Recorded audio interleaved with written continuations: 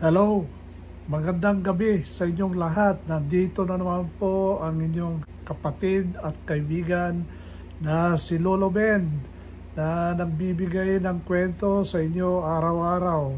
Pasensya na kayo, wala ako kahapon, hindi ako nakapagkwento sa inyo dahil meron akong ginawa. Napahaba yung exercise ko at paglalakad ko sa bundok, kaya medyo napagod ako at nag-recover at hindi na ako nakapaggawa ng aking kwento dito sa YouTube channel ko na ito. So anong kwento natin ngayong araw na ito? Alam niyo, may nangyayari na House of the Representative investigation, yung Quadcom or Quad Committee. Ito ay kinabibilangan ng mga congressman na nag-iimbestiga tungkol sa mga extrajudicial killing at yung mga drug war noong panahon ni dating Presidente Rodrigo Duterte.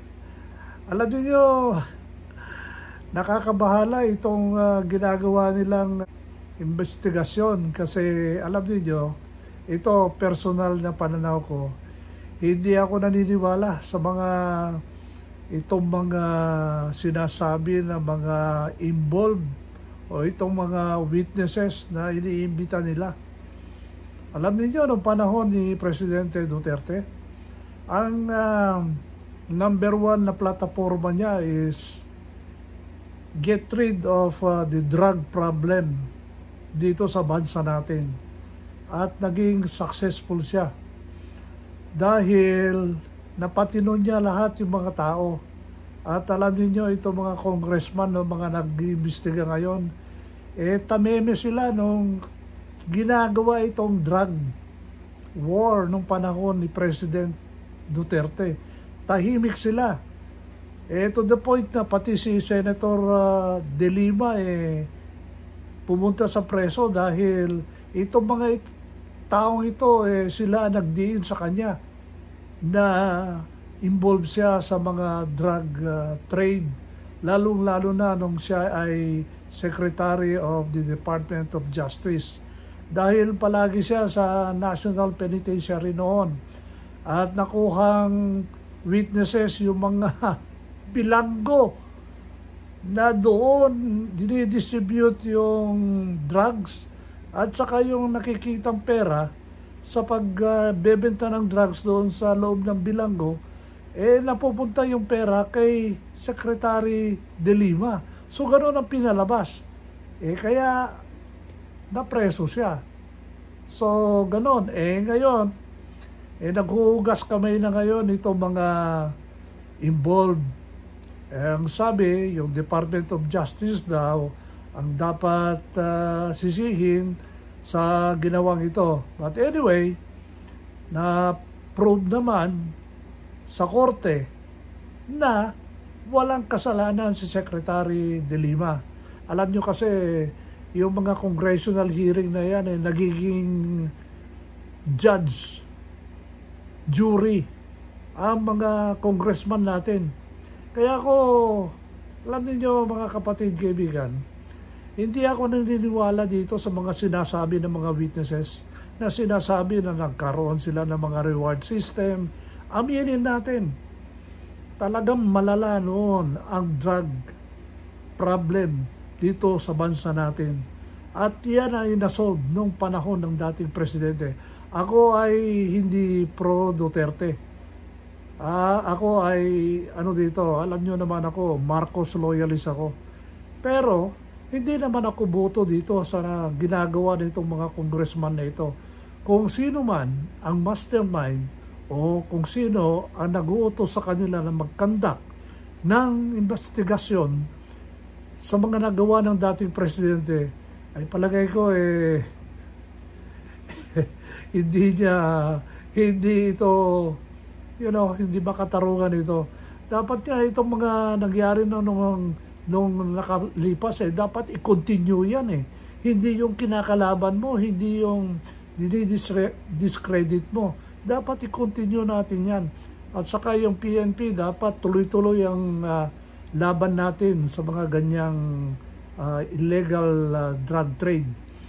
Alam nyo, meron akong kaibigan sa loob ng gobyerno at nakikita niya, yun ang sinabi niya sa akin, talagang lalong lumalala. Nung isang araw nga, isang pasahero from Africa, dala-dala niya yung Cebu, papunta sa dito sa bansa natin. Ganon katapang yung lokong yun. Tignan ninyo, nung panahon ni Duterte, hindi nangyayari yan.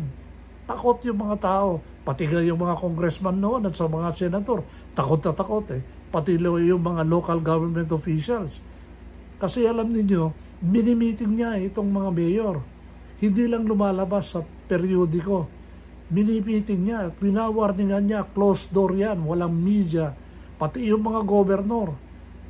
Sabi niya, pag hindi niyo mapatigil itong mga drug trade na ito, kawawa kayo sa akin. Sabi niya gano'n. Kaya lahat-lahat yan, nung panahon ni Duterte, tahimik, at wala yung mga ganitong kalukuhan na nangyayari. At saka isa pa, ang tatapag na ngayon itong mga vloggers, kinakalaban yung AFP, mga pulis, kung ano-anong sinasabi nila. At nagbibintang sila ng korupsyon sa gobyerno. Ang lalakas nilang magsalita sa social media. Kaya nagtataka ako, bakit walang ginagawa ng gobyerno para i-censor ang mga ito? Sobra-sobra na sila. Pati yung mga tao, na rin. Ay nako, hindi ko na alam kung anong masasabi ko dito. At ito naman ang tatapang na mga content creator, yung mga nagko-comment sa Facebook, ang tatapang nila magsabi kung ano-ano against the government. At wala naman silang ebidensya.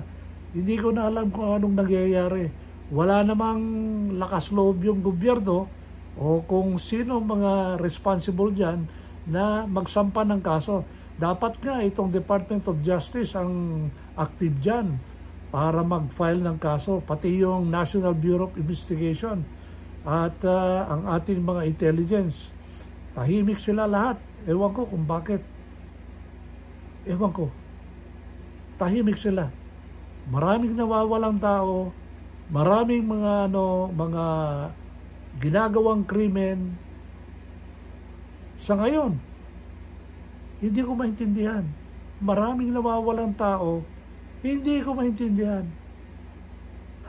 Noong panahon ni Duterte, wala lahat ng mga ito Sana itinuloy-tuloy itong programa ni President Duterte hanggang ngayon. Apparently, alam mo, nasisira tayo sa politics.